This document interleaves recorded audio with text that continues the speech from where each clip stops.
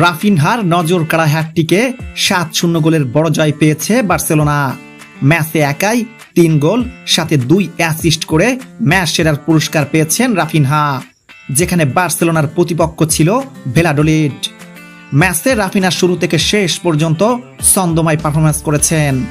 বলতে গেলে ভ্যালাডোলিড versus Raphinha খেলা হয়েছে, যেখানে শেষ জয়টা এসেছে ব্রাজিলিয়ান তারকা রাফিনহার।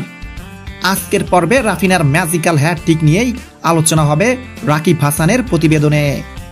গত সিজনে রাফিনহা তেমন একটা নিজেকে জানান দিতে পারেননি, তবে বার্সেলোনা কোচ বদল হতেই নিজেকে ভিন্নভাবে প্রমাণ দিচ্ছেন রাফিনহা।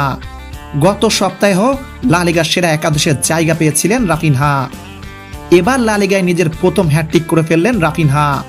ভ্যালাডোলিডের বিপক্ষে ম্যাচের 20, 64 এবং 72 মিনিটে গোল করে হ্যাটট্রিক করেন ব্রাজিলিয়ান বয় রাফিনহা।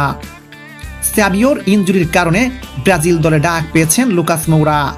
বিভিন্ন সোর্স বলছে হলুদ কার্ডজনিত সমস্যার কারণে রাফিনহাকে ব্রাজিল টিমে ডাকা হয়নি। এই মৌসুমে নতুন কোচ ফ্লিকের আন্ডারে রীতিমতো উঠছেন রাফিনহা। ম্যাচ বাই ম্যাচ দুর্দান্ত পারফরম্যান্স করছেন। এক কথায় বলতে গেলে ক্যারিয়ারের সেরা সময় পার করছেন রাফিনহা। এভাবেই নিজের সেরাটা দিয়ে যাও ডিয়ার রাফিনহা। প্রথম হ্যাটট্রিকের জন্য কংগ্রেচুলেশন। সামনে আরো ভালো কিছুর অপেক্ষায় রইলাম।